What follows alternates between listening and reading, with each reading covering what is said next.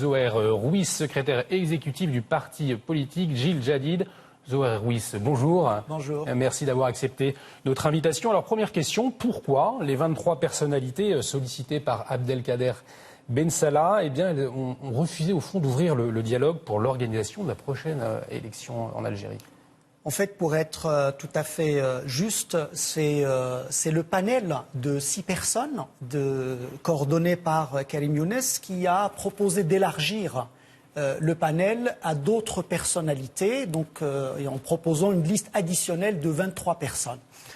Ce panel a démarré avec une communication qui visiblement a été quelque peu chaotique, puisque dans le peuple, le Hirak, on a pensé à un moment donné que ce panel avait été initié par le régime.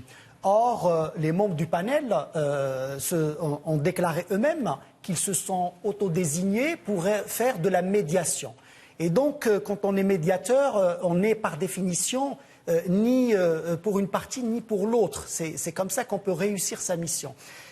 Et je pense que la plupart des gens qui ont été sollicités et ont refusé sont partis de cette mauvaise communication de démarrage. Donc il y a eu un problème, au démarrage qui a fait que, il y a eu une perte de confiance dans cette équipe-là. Une perte de confiance. Pour autant, est-ce que Abdelkader Ben Salah a apaisé la population depuis qu'il a remplacé Abdelaziz Bouteflika? Non, parce qu'il n'a ni la capacité, ni les prérogatives, ni la possibilité. Aujourd'hui, le pouvoir de fait, il est dans les mains de l'armée et plus précisément dans les mains du chef d'état-major, Gaïd Salah. Donc, Abdelkader Ben Salah est là pour l'aspect, purement formel de garder un lien avec une constitution qui est complètement dépassée, qui n'est plus en application de fait, puisque nous avons aussi un pouvoir de fait.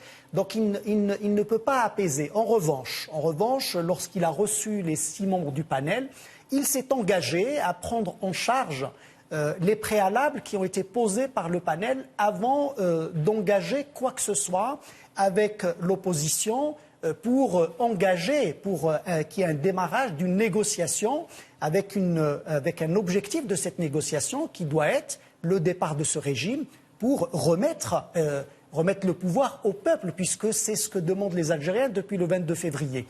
Alors, ils le demandent depuis le 22 février. Est-ce qu'aujourd'hui, plus globalement, les politiciens sont encore crédibles aux yeux du peuple algérien? Bon, la classe politique a travaillé pendant des décennies dans un espace fermé avec des contraintes monstrueuses mises en place par le régime. Il était évident que cette classe politique ne pouvait pas émerger, s'exprimer, aller au-devant du peuple. Je rappelle simplement que Jil Jadid, par exemple, que je représente, avait engagé dès l'été 2017 des sorties publiques sur le terrain pour contester, par exemple, la présence d'Abdelaziz Bouteflika qui était malade et absent. Et nous avons subi de la violence où les cadres et le président du parti avaient été emmenés en commissariat, etc. Nous avons réitéré en 2018 avec la société civile dans le cadre d'un espace qui s'appelait Mouatana à l'époque, et donc citoyenneté. Et de la même manière, systématiquement, le régime a contraint l'opposition à la confiner, dans un espace qui ne lui permettait pas de s'exprimer, d'avoir un lien avec le peuple. Donc évidemment, aujourd'hui, les Algériens ont quelque peu des questions sur cette opposition. Donc je ne jetterai pas la pierre, à l'opposition. Au contraire, c'est tout l'enjeu de ce mouvement du 22 février, c'est d'ouvrir les espaces et de permettre aux Algériens de s'approprier leur espace, la rue, la citoyenneté, et élire leurs représentants. Une dernière question, justement. Alors, est-ce que la contestation est en mesure de former un parti politique en vue du prochain scrutin présidentiel? ne peut pas attendre de la contestation qu'elle forme un parti politique. Par définition, le peuple est dans la rue, il est divers, il y a des idéologies différentes, des opinions différentes.